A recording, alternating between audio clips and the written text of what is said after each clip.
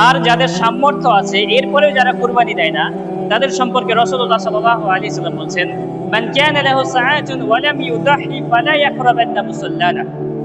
যাদের সামর্থ্য আছে তারপরেও যারা কুরবানি করে না, যাদের সামর্থ্য আছে তারপরেও যারা কুরবানি করে না, তারা যেন আমার ঈদগাহের ময়দানে না যায়। রাসূলুল্লাহ সাল্লাল্লাহু আলাইহি ওয়াসাল্লামের কড়া নির্দেশ। আমাদের সমাজে অনেক মানুষ আছে যারা কোরবানি দেওয়ার সামর্থ্য আছে এরপরেও কোরবানি দেয় না, অথবা একটা পশু কোরবানি দিতে পারবে, ফর্মালিটি মেনটেন করার জন্য তারা ভাগে কোরবানি প্রদান করে। তো এরকম যদি হয় আমাদের কোরবানি, তো এই কোরবানি গোশত খাওয়া ছাড়া আর কিছুই হবে না।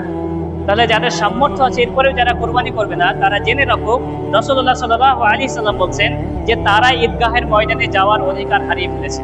তাদের জন্য কোরবানি সালাত নয়, যাদের সামর্থ্য আছে এরপরেও যারা কোরবানি করে না।